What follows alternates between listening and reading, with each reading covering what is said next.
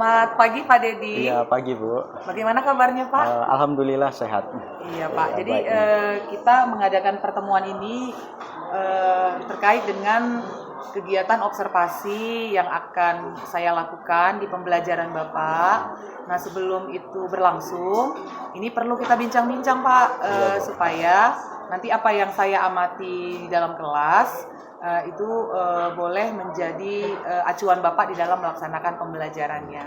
Jadi terkait dengan itu ada beberapa hal yang ingin saya tanyakan ya Pak. Iya Bu. Oke Pak, baik.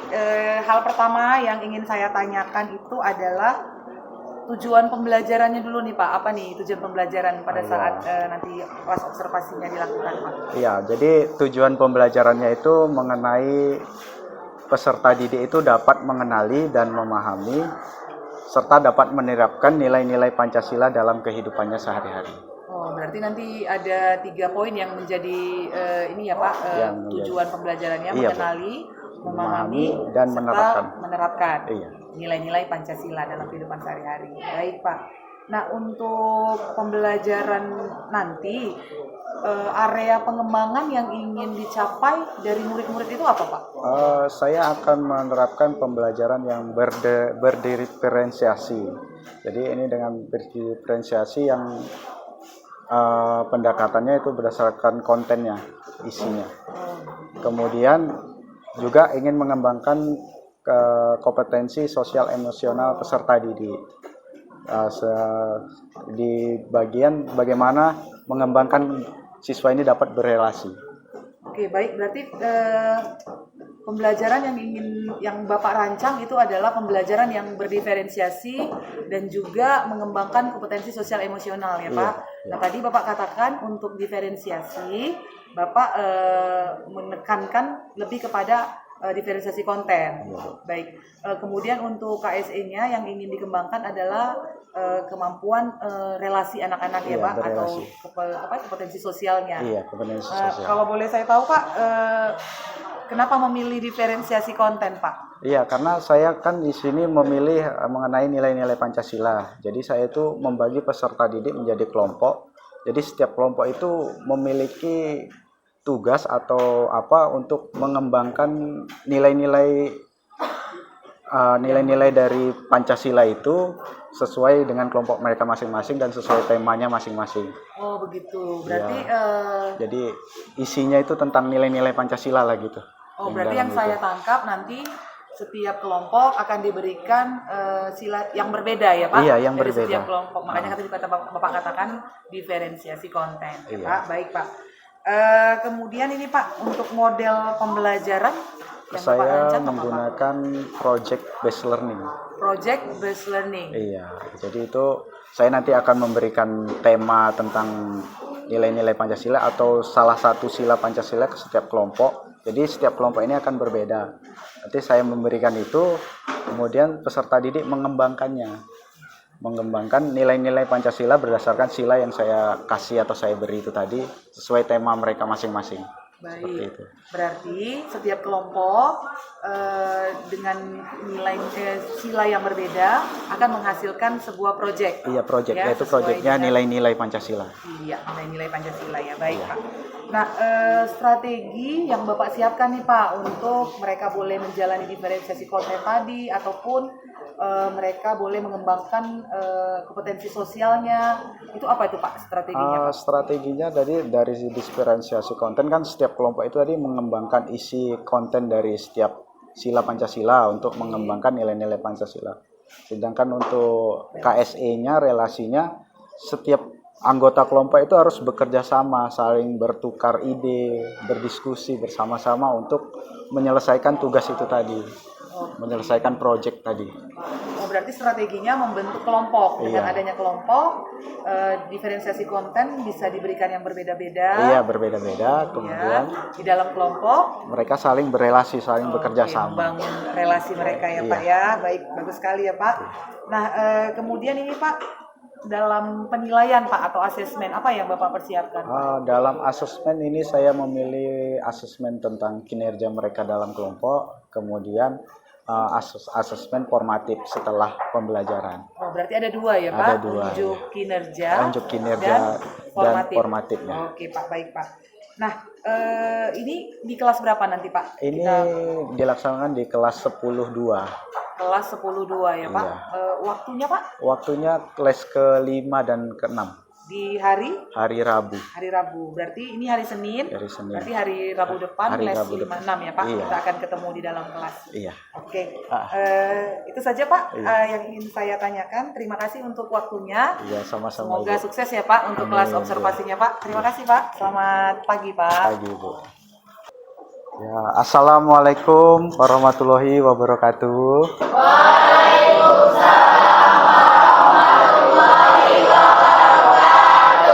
Selamat siang. Ya, semangat sekali ya. Iya, apa kabar? Bagaimana kabarnya hari ini? Baik.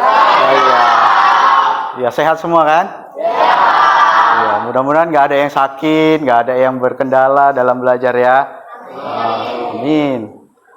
Gimana? Ada yang nggak hadir? Hadir semua. Iya. Sebelum mulai kegiatan kita, bagusnya kita berdoa terlebih dahulu. Biasanya di kelas ini siapa yang pimpin doa? Patrick, ya. Si Patrick, coba pimpin doa, bisa kan? Bisa, ayo silahkan. Ayo, mari kita berdoa ya kan? Biar Patrick yang memimpin. Oke, semua sebelum kita memulai pelajaran kita pada siang hari ini, alangkah baiknya kita berdoa menurut agama dan perjanjian kita masing-masing. Berdoa mulai.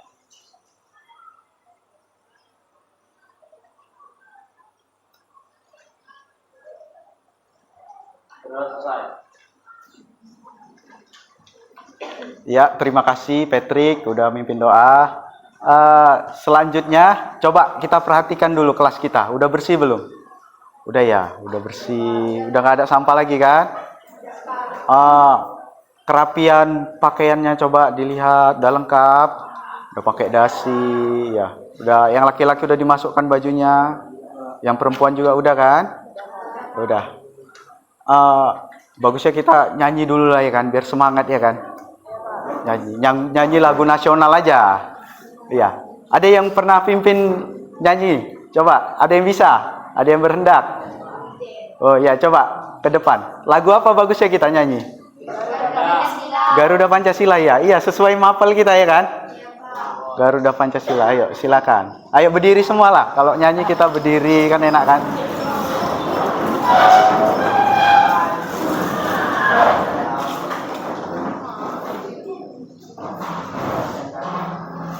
Garuda Pancasila, 1, 2, 3 ya. Garuda Pancasila, akulah pendukungmu, patriot proklamasi, sedia berkorban untukmu. Pancasila dasar negara, rakyat adil makmur sentosa, pribadi bangsaku. Ayo maju, maju, ayo maju, maju, ayo maju, maju.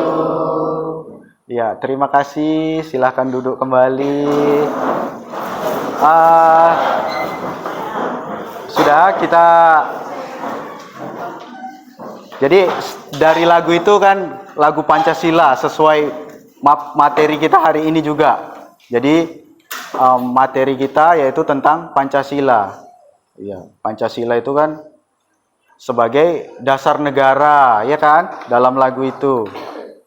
Coba. Ada yang tahu lagi tentang Pancasila di kelas ini?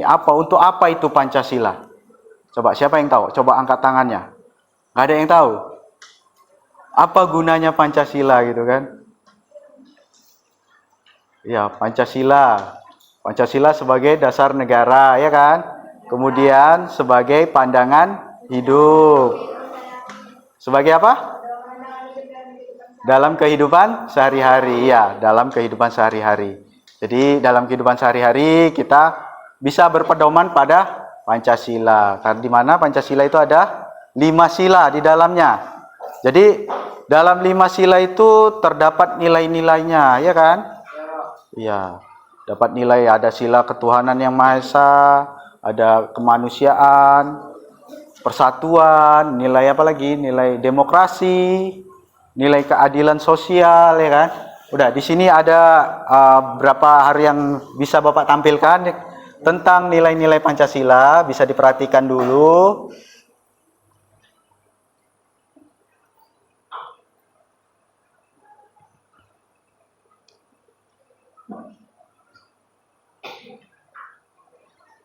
Oh ya, sebelum itu dalam belajar ini kita memiliki tujuan, ya kan? Kita harus, kalian itu peserta didik bisa mengenali kemudian memahami dan serta dapat menerapkan nilai-nilai Pancasila. Ya, tujuan kita dalam belajar ini seperti itu ya. Jadi setelah belajar ini kalian diharapkan bisa kenal apa aja nilai Pancasila, terus bisa menerapkannya. Seperti itu. Ya, bisa menerapkannya, bisa menjalankannya, tahu gitu kan. Tuh. Ya, sebelum masuk ke materi, bagusnya kita apa dulu ya kan? Untuk menyegarkan diri dulu ya kan? Menambah fokus ya kan? Ya, ini Bapak ada tampilan. Ada tampilan lagi, kita menebak-tebak ya kan? Ada tebak. Ini tebaknya enggak hanya tebak warna, ya. Kita menebak warna, nggak terlalu berat. Tebak warna, kita main tebak warna aja. Ya.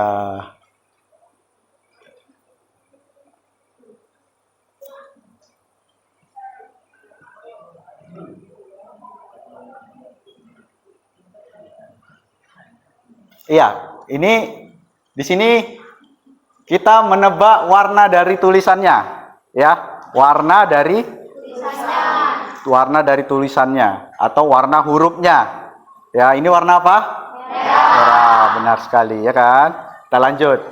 Selanjutnya ada warna biru.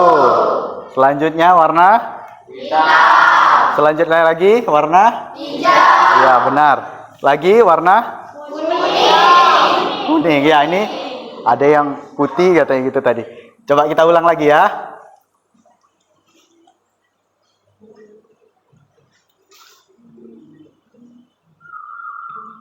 Ini warna merah, ya. Lanjut. Biru, hitam, hijau, kuning. Ya, bagus. Ya, berarti konsentrasi semua ya, konsentrasinya bagus. Ya, kalau gitu kita lanjut ke materi lagi.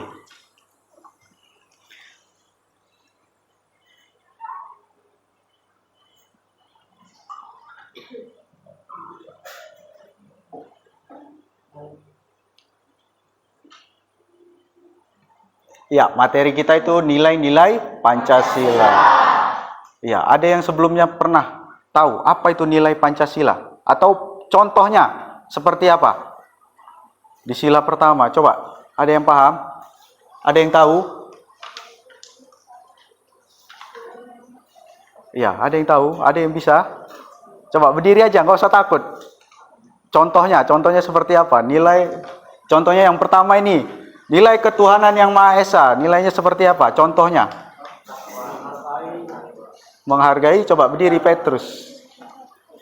Contohnya Pak, menghargai dan menghormati orang yang beribadah. Oh iya, bagus sekali. Coba kasih tepuk tangan untuk Petrus. Iya, benar ya. Contoh salah satunya adalah menghargai atau menghormati orang yang sedang beribadah. Ya.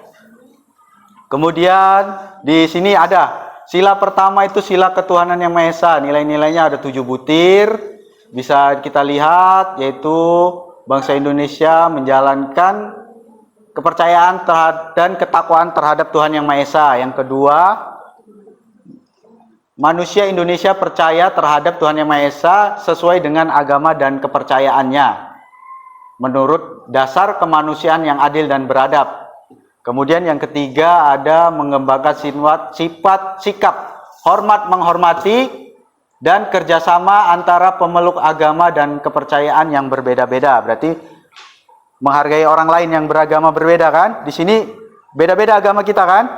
Beda ya. Kemudian yang selanjutnya, agama dan kepercayaan terhadap Tuhan Yang Maha Esa menyangkut hubungan pribadi terhadap manusia dan Tuhan, yaitu bisa kita melaksanakan ibadah, ya, yang Muslim melakukan sholat, ya kan, yang non Muslim, yang Kristen, yang Nasrani bisa ke gereja ya beribadah, dan banyak agama lainnya kan bisa melakukan ibadah sesuai kepercayaannya. Itu contoh penerapan nilai pertama. Ya, selanjutnya yang kedua, sila kedua itu sila kemanusiaan yang adil dan beradab. Iya, ini kita itu mengakui bahwa manusia itu penting, ya, mengakui keberadaannya. Biasa ini berkaitan dengan hak asasi manusia. Ya, jadi kita menghargai harkat dan martabat manusia sebagai makhluk hidup, ya, yang sebagai ciptaan Tuhan Yang Maha Esa, ya. Jadi kita menghargai hak-hak setiap orang. Contohnya kalau ada kawanmu seperti menyampaikan sesuatu, ya kita hargai, ya. Itu bagian contoh dari sila kedua. Kemudian mengakui persamaan derajat, ya, bahwa kita itu semua sama sebagai manusia. Ya, terus saling mengembangkan sikap saling mencintai, saling menghargai, saling menghormati, ya. Kalau misalnya kalian di rumah menghargai orang tua, sebelum berangkat sekolah kalian salam dulu nggak orang tua kalian? Salam, iya, bagus itu, disalam dulu, ya kan? Nanti kalau jumpa gurunya di luar atau di sekolah, kalian salam nggak? Kalian salam, ya, disalam, ya, menyapa paling nggak, ya kan, menegur, tegur sapa gitu. Kemudian bisa kita lanjut lagi ke sila yang ketiga, yaitu Persatuan Indonesia. Ini berkaitan dengan perbedaan, ya. Kalian di sini kan berbeda-beda, ya. Jadi ini semboyan Bhinneka Tunggal Ika. Iya, kita itu menciptakan sebuah persatuan, kesatuan. Contohnya diskusi kelompok bersama-sama untuk menciptakan tujuan yang satu, ya kan? Apa tujuannya? Mengerjakan tugas biar hasilnya bagus. Kemudian mencintai tanah air, ya, mengembangkan rasa kebanggaan terhadap kebangsaan kita. Bangsa apa kita? Indonesia, bangsa Indonesia. Ya, itu merupakan nilai persatuan. Kita lanjut lagi ke sila keempat, yaitu sila kerakyatan yang dipimpin oleh hikmat kebijaksanaan dalam permusyawaratan perwakilan. Ya, ini setiap manusia itu mempunyai kedudukan, mempunyai hak yang sama. Iya, tidak boleh memaksakan kehendak kepada orang lain, tidak menghormati keputusan bersama, ya kan, merendahkan tingkat ego kita dalam membuat suatu keputusan. Kita harus dengarkan kawan-kawan kita yang lain, ya. Ini contohnya penting ini untuk diskusi di kelas, ya, untuk ngambil keputusan di kelas, kemudian bermusyawarah gitu. Juga berdemokrasi. Kalian kemarin baru aja buat apa? Pemilu, ya? Pemilihan ketua, ikut semua kan? Iya, ikut. Itu berarti salah satu contohnya, ya. Iya, contoh dari sila keempat. Kita lanjut ke sila kelima. Ini ada sila keadilan sosial bagi seluruh rakyat Indonesia. Ini yaitu mencerminkan perbuatan luhur, sikap, suasana kekeluargaan, gotong royong, mengembangkan sikap adil, sama rata, ya. Kemudian tidak menggunakan hak-hak milik untuk usaha-usaha bersifat pemerasan terhadap orang lain atau memaksakan kehendaknya, ya.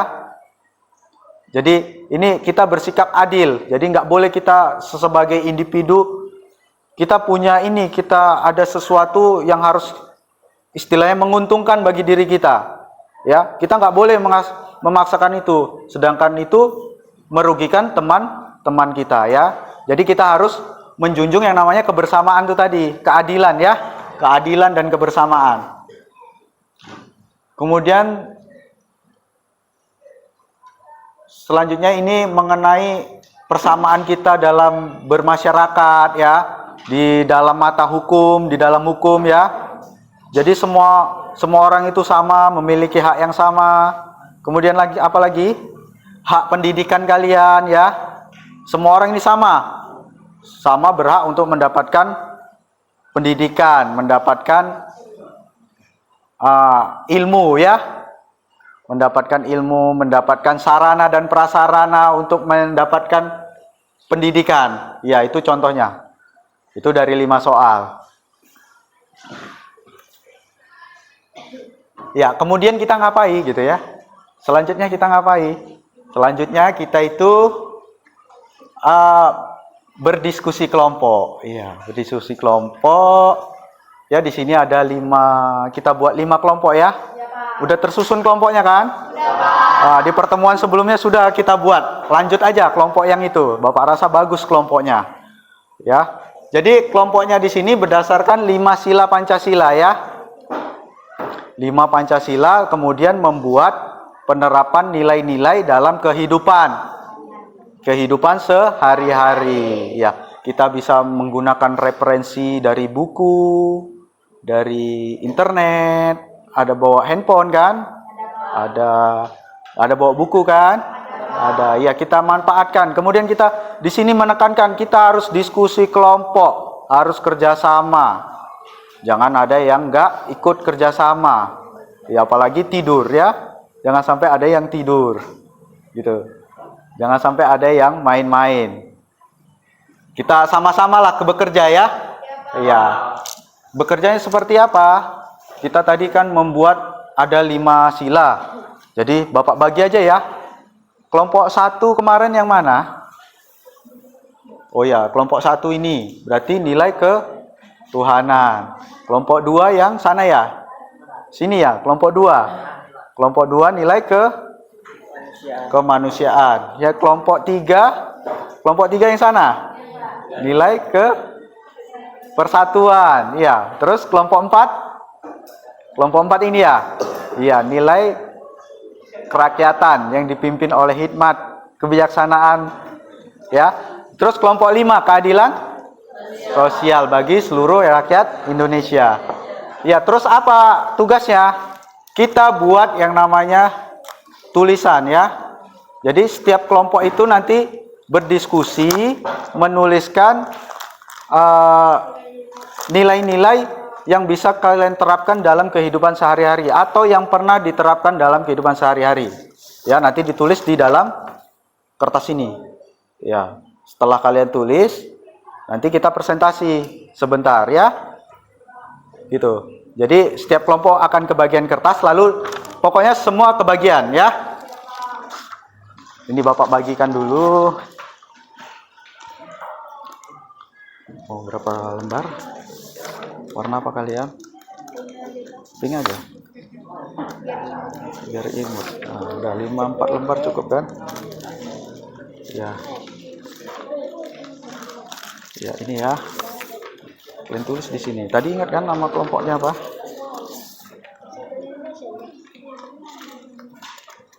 Ya, Persatuan Indonesia. Iya, ditulis contohnya, didiskusikan, semua ikut ya.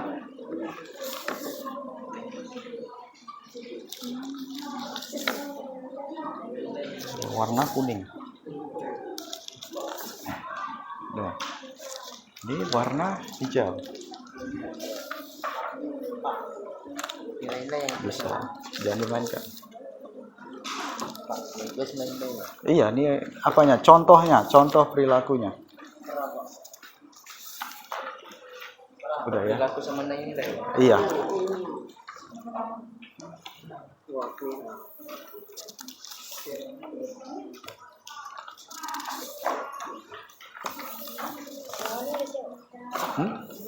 Boleh semua nulis. Ya, diskusikan. Berdiskusi.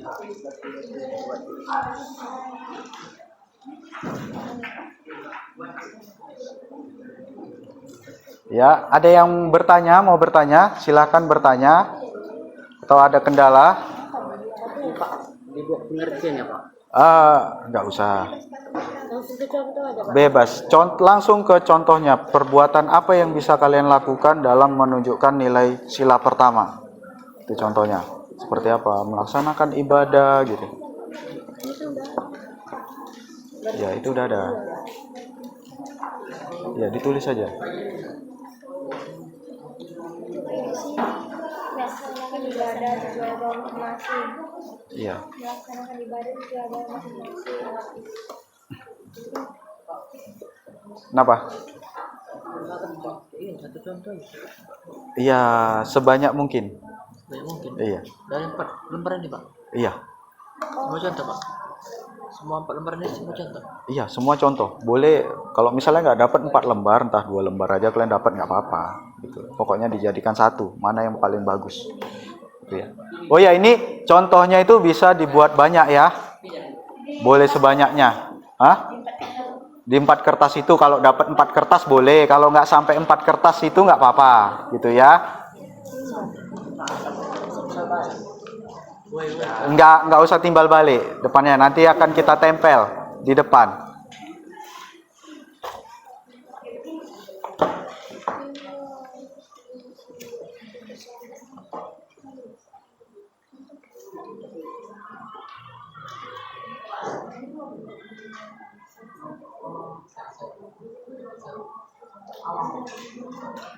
Ya, ini Bapak kasih waktu 20 menit ya. 20 menit untuk menulis.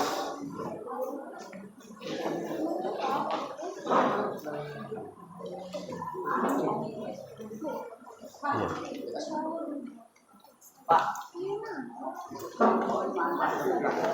Iya, boleh. Buat aja di atasnya. Kelompok apa kalian tadi? Kelompok 5. Keadilan sosial ya? Ya, dibuat di situ. Boleh. Ya, boleh kalian melihat referensi dari handphonenya ya, dari internet boleh. Silakan.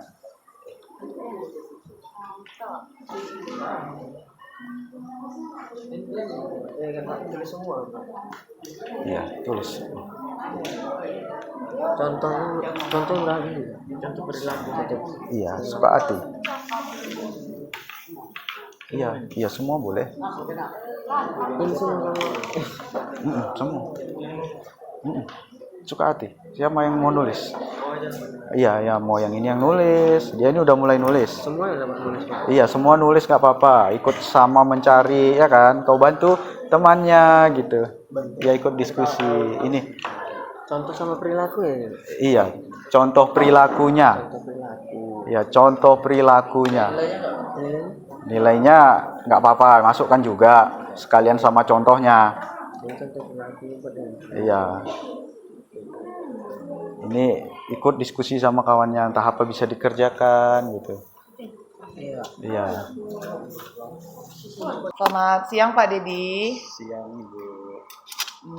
Bagaimana perasaannya hari ini? Ya, sangat bahagia. Iya ya Pak. Terima kasih Pak untuk kembali pertemuan kita setelah observasi yang kita lakukan di kelas. Tentunya hari ini kita akan melakukan pasca observasi. Hal ini penting Pak untuk bisa menjadi bahan evaluasi untuk kedepannya.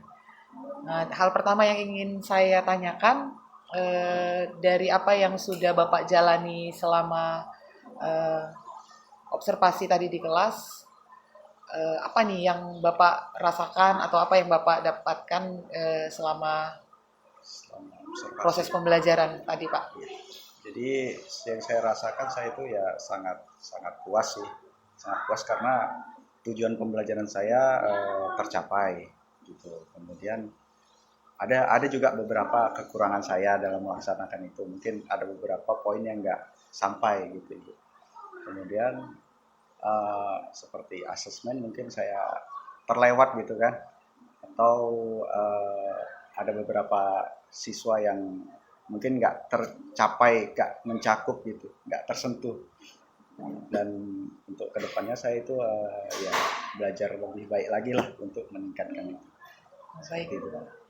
Jadi dari hasil refleksi Bapak bahwa di pembelajaran yang sudah dilakukan tujuannya tercapai ya Pak ya, apa yang sudah ditetapkan menjadi tujuan pembelajaran itu tercapai, kemudian beberapa anak masih ada yang belum terjangkau. Iya, ada gitu ya. yang beberapa yang belum terjangkau. Jadi menurut pemikiran Bapak yang belum terjangkau ini apakah ada atau mengapa tidak terjangkau Pak pada saat pembelajaran tersebut? Mungkin kan saya melakukan diskusi atau ada siswa yang nggak apa namanya nggak ikut dalam kelompok itu, nggak terlalu berperan aktif gitu. Dia hanya menyaksikan teman-teman yang berdiskusi gitu, atau ada siswa yang malu-malu dalam presentasi gitu. Saya lihat seperti itu. Iya. Jadi menurut Bapak nih Pak, siswa yang malu-malu tadi, yang belum mau berperan aktif, ini ke depannya apa nih yang bisa dilakukan usahanya Pak untuk perbaikan itu? Kalau saya sih akan mencari tahu apa kendalanya, bagaimana apa yang dimau siswa ini, atau karakter yang diinginkan siswa seperti apa, atau mungkin saya akan merubah cara belajar atau cara diskusi yang lebih menyenangkan lagi. Wah, mantap sekali, luar biasa ya Pak. Hal yang yang Bapak pikirkan untuk siswa yang punya posisi seperti itu ya Pak. Nah, untuk pembelajaran diferensiasi, waktu di praobservasi Bapak mengatakan ada pembelajaran diferensiasi konten ya Pak ya. Iya, konten. Nah, sejauh ini diferensiasi konten untuk tujuan pembelajaran yang sudah ditetapkan tersebut, apakah pas Pak? Saya rasa pas, tapi memang ada beberapa kendala juga. Saya rasa ada yang kurangnya gitu Bu. Kalau masalah kurang pasti ada ya kan. Saya rasa untuk pemahaman siswa itu ke materi, contohnya nilai-nilai Pancasila, mereka memang udah mengerti apa itu nilai Pancasila, tapi dalam contoh keseharian masih sekitar ya nggak seluruhnya gitu. Ada beberapa siswa yang udah paham, udah mengerti, udah bisa melaksanakan, tapi mungkin ada siswa yang udah melaksanakan tapi itu dia nggak tahu kalau itu bagian dari nilai Pancasila gitu. Itu masalah isi dari apanya itu tadi. Oh, berarti untuk diferensiasi konten menurut Bapak sudah cukup atau tidak Pak di dalam pelaksanaan pembelajaran itu Pak? Saya rasa ya masih ada kurangnya sedikit lah. Menurut Bapak kalau kurang diferensiasi mana lagi yang boleh dimasukkan lah Pak? Karena kan ada 3 ya Pak ya? Iya. Ada apa? Diferensiasi produk ya. Saya rasa produk lah perlu dikembangkan lagi. Oh, dikembangkan lagi. Baik Pak, mantap ya Pak.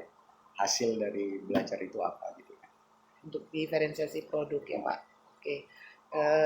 Nah, untuk pengembangan kompetensi sosial emosional anak, kemarin itu area pengembangannya adalah anak-anak boleh punya kemampuan kompetensi sosial atau membangun relasi yang lebih baik melalui diskusi kelompok.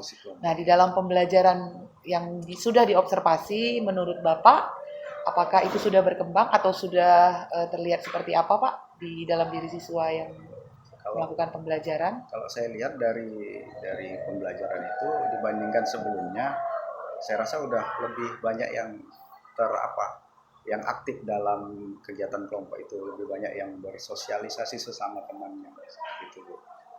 Tapi memang ada beberapa yang saya rasa masih malu-malu, ragu-ragu untuk menyampaikan pendapatnya sesama temannya gitu.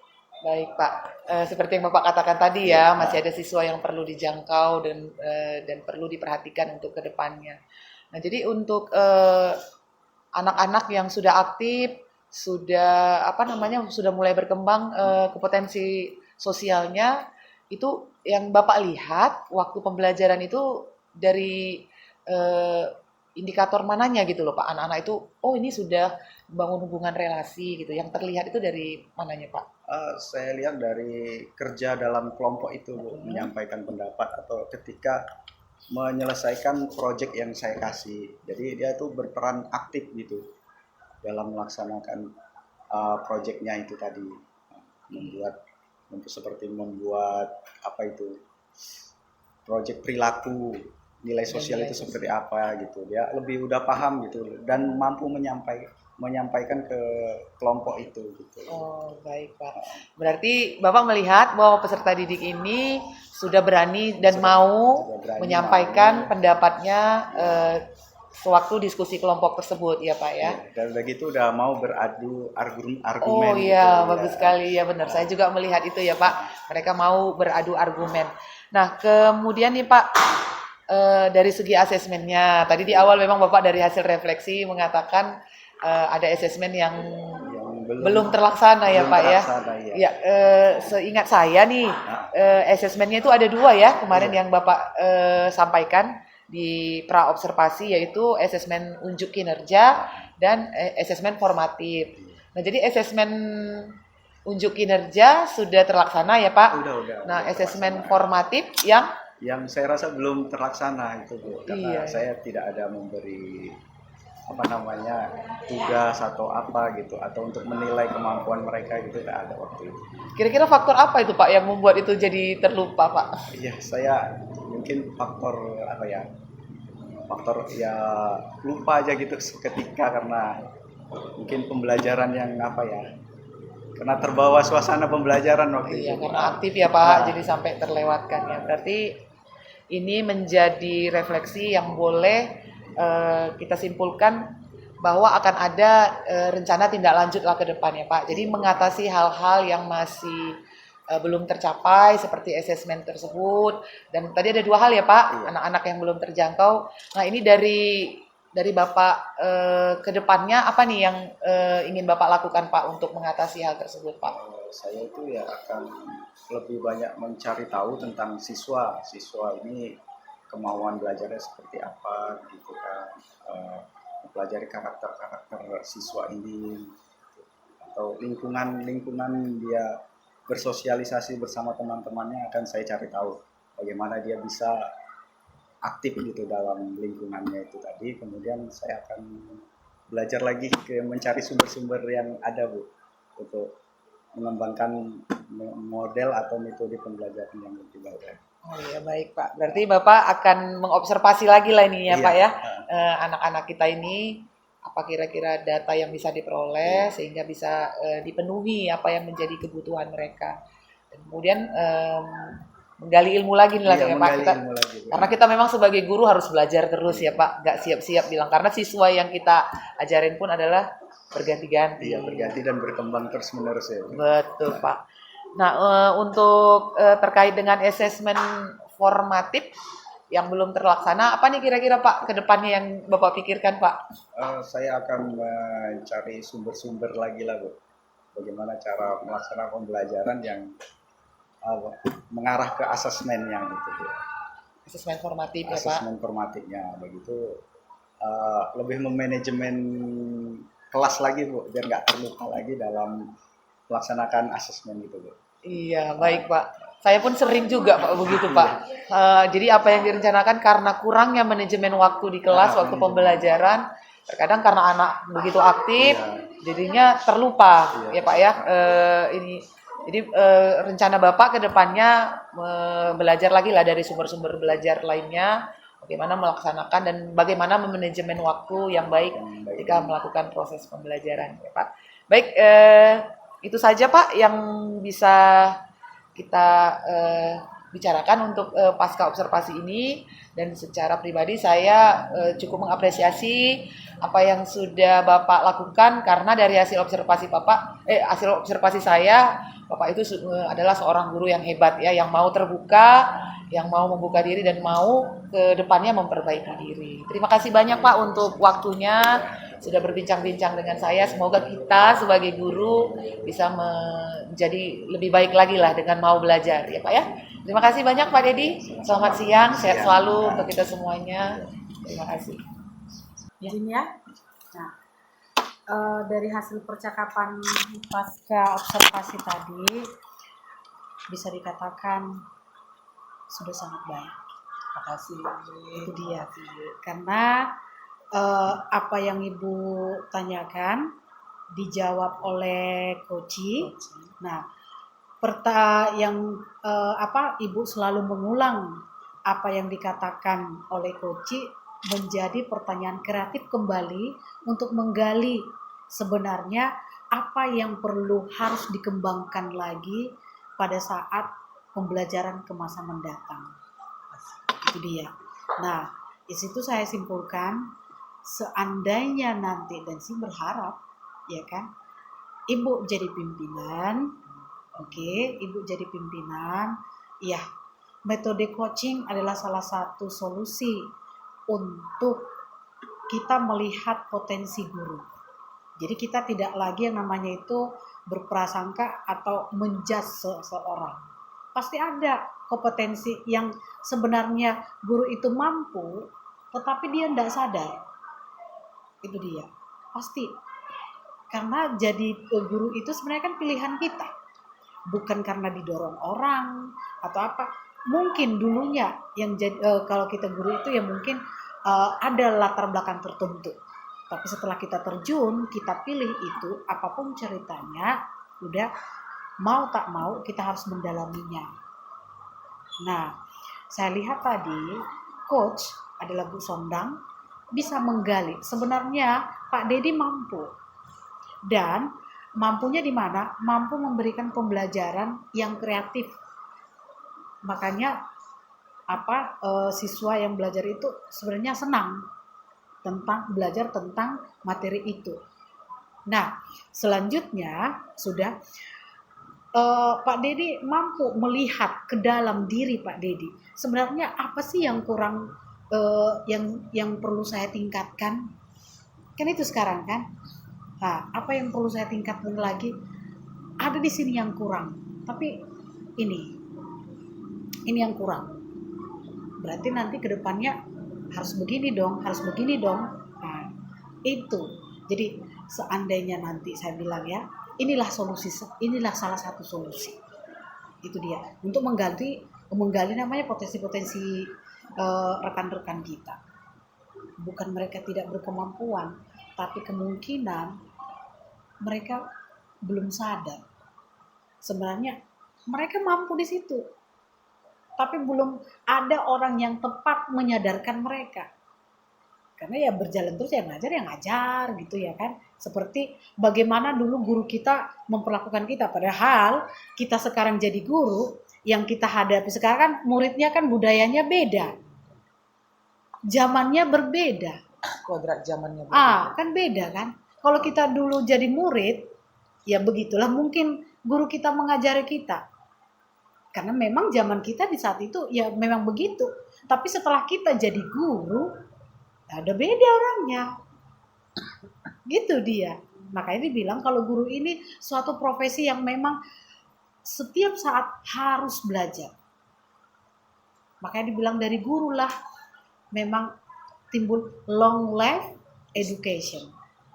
Belajar sepanjang hayat yang selalu digaungkan oleh Ki Hajar Dewantara. Itu dia. Nah, tapi ada yang coach harus tingkatkan. Coach harus lebih meningkatkan. Yang pertama itu menggali atau tetap belajar, bertanya yang kreatif. Bertanya kreatif agar si coach mau dengan terbuka mengungkapkan sebenarnya kelemahannya itu apa. Kelemahannya itu apa. Kemudian kalau kita sudah tahu kelemahannya apa, kembali lagi kita bertanya. Oke Pak, Bapak terima kasih atas kesediaannya telah mengungkapkan titik di mana Bapak merasa tidak nyaman. Nah, jika Bapak mau dibantu, adakah cara tertentu untuk membantu Bapak? Iya Bu, saya ingin dibantu gini-gini. Oke, adakah orang yang memang bisa Bapak lihat membantu Bapak di sekolah kita ini? Nah, ada Bu. Boleh Bapak sebut? Nanti kalau memang Bapak agak segan atau apa, kita boleh berkolaborasi. Nah, gitu. Kita boleh berkolaborasi. Ya Bu, saya nggak tahu sebenarnya apa diferensiasi ini. Tahap apapun begini, nggak apa-apa diferensiasi ini. Katanya ini. Jadi makasih atas memahami itu mungkin kelemahannya kan. Jadi kalau mau dibantu, bagaimana kami cara membantunya atau bagaimana saya bisa membantu Bapak. Nah, itu kan itu kreatif. Jadi tapi dengan kreatifnya, walau jangan pula nanti kreatif seakan-akan kita menggurui. Ya jadi jadi merasa tertekan. Jangan yang namanya coach itu merasa tertekan mengungkapkan sisi ketidaknyamanannya. Itu dia. Karena apapun ceritanya nanti di balik layar nanti pasti aneh bin ajaib. Itu aneh bin ajaib nanti. Ada tambahannya. Kita mau ajak kolaborasi di belakang. Nah, karena kenapa? Dia aja nggak merasa nyaman lagi. Karena kenapa? Macam apa sama-sama gurunya, begininya. Macam dia aja kepala sekolah katanya nanti kan. Udah nggak enakan lagi kita. Untuk seterusnya hubungan kita sama dia, oke, kita ya saling komunikasi. Tapi komunikasi itu sudah terbatas. Karena ada rasa tidak nyaman. Itu dia. Itu saja sih. Ya. Tapi untuk selanjutnya. Oke, makasih ya Pak Dedi. Oke ya Bu Sondang. Terima kasih Bu.